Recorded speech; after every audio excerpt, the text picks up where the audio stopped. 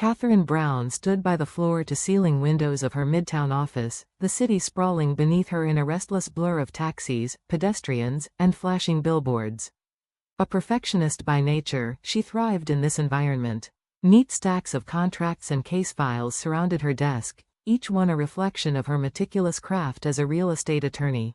"Cathy, I've got all the materials ready for tomorrow's meeting," said Jennifer, her secretary, knocking lightly before stepping inside. Katherine turned with a warm smile. "Thanks, Jenny. I'm just wrapping up now. Big day tomorrow." As she returned to her desk, her phone lit up. Seeing the name on the screen, her expression softened. "Mike, what's up?" "Hey, Cathy, still at the office?" Michael Wilson's voice carried its usual easy charm. "About to head out. Why?"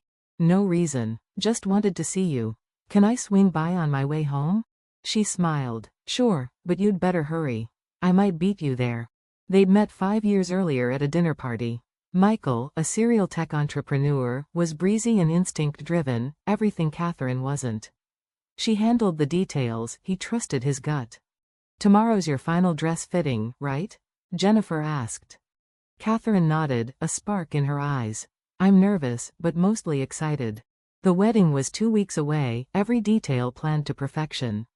Michael never fussed over logistics. His standard line was, "Whatever you decide is fine with me." At home, Katherine met Michael in the hallway as she stepped off the elevator. He greeted her with a hug and a kiss. "How was your day?" she asked.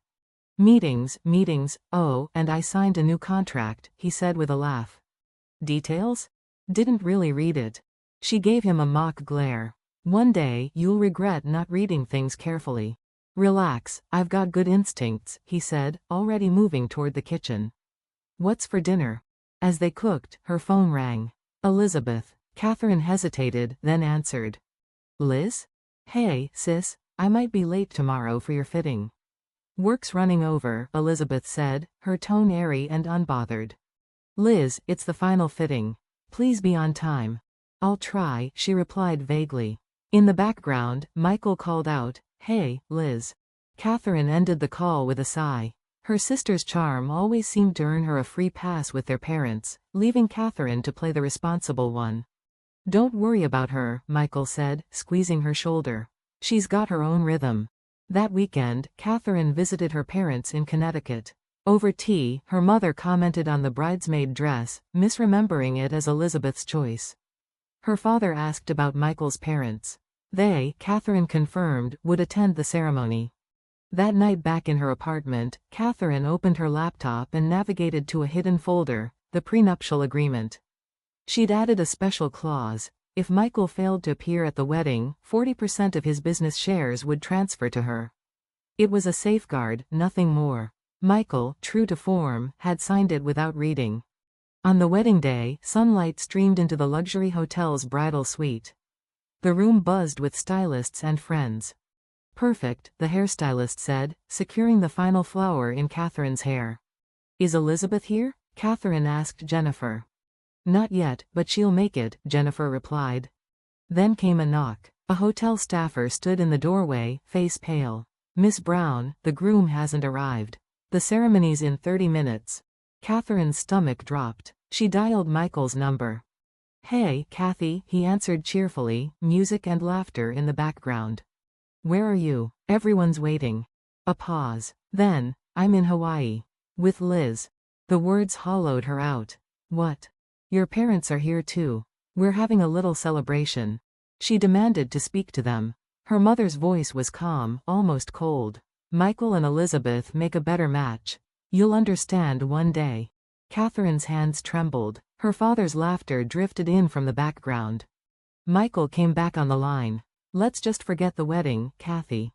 Pretend it never happened." Elizabeth's voice crackled through the line, tentative yet unapologetic. "I'm sorry, I really am, sis, but we love each other. You'll understand one day." Katherine ended the call without a word. The room was still. Stylists, bridesmaids, and hotel staff stared at her, their shock palpable. "Please, everyone leave," she said quietly, her voice calm but weighted. "I need to be alone." They obeyed without question. When the last door clicked shut, Katherine slipped out of her wedding dress with slow, deliberate movements. She dressed in plain clothes from a suitcase, each motion mechanical, though her mind was a storm of betrayal and rage. She opened her laptop, fingers flying over the keys until a familiar file appeared, the prenuptial agreement. Her eyes hardened. "Jennifer," she called without looking up, "get Alex on the phone. It's time to activate the contract." Her voice was steady now, sharp, decisive. The tears were gone. The lawyer in her had taken over. 3 days later.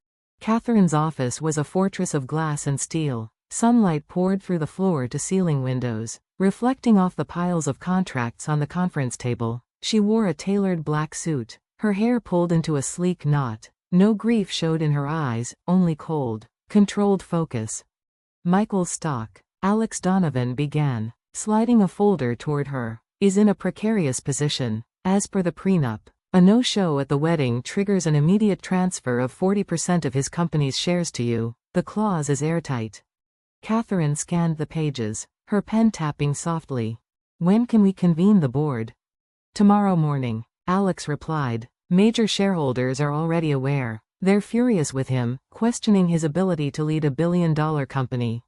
Katherine rose, gazing at the Manhattan skyline as if it were her personal chessboard. "And his parents?"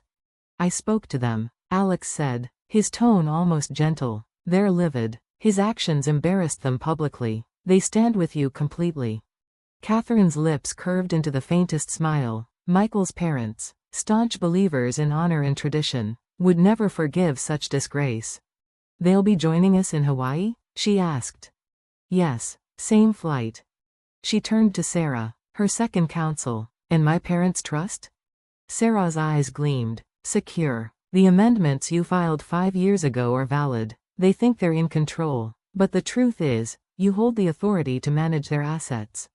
Katherine allowed herself a small, satisfied exhale. She had built these safeguards years ago, anticipating that family loyalties might someday fracture.